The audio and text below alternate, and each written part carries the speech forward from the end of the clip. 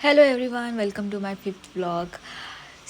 तर आज दिवसाची सुरुवात होते माझी चहापासनं. मस्त गरम गरम चहा पिऊन आणि 10:30 वाजलेत. मग मी मस्त टी व्ही बघत बसली. एवढा वेळ टी व्ही बघत बसली ना. लाईट गेल्यावर ते एक रोबोट कसं असते, तर रोबोटला लाईटिंगची गरज असते, म्हणजे कनेक्शन, इलेक्ट्रिक कनेक्शनची गरज असते. सेम तर ते माझ्यासोबत होत आहे, कारण की माझ्या मोबाईलमध्ये नाही आहे रिचार्ज. तर मी घरच्या वायफायनेच ते काम चालवत आहे माझं. सो मी घरी होते ना इतके दिवस, तर मी रिचार्ज नाही मारलं, घरी वायफाय आहे. तर आता लाईट गेली आणि लाईट गेल्यानंतर मला कळलं की अंघोळ पण करायची आहे, सगळं सगळं सगळं राहिले.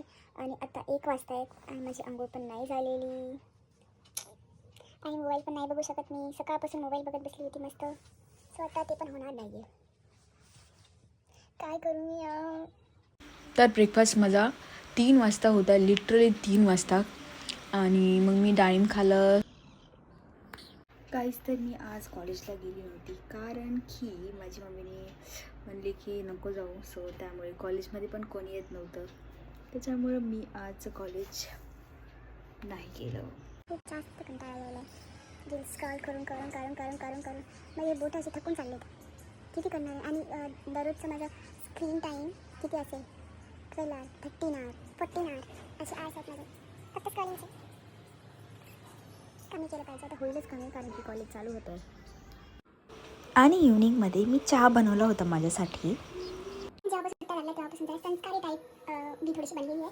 आणि मी करते आता मोदक, माय फेवरेट. मला लहानपणापासून मला मोदकची एवढी जास्त आवड आहे. मला स्वीट डिश म्हणून मोदक खूप जास्त आवडतात. सो तर मी आता बनवते. आय डोंट नो कसे होते, मी पहिल्यांदाच बनवते.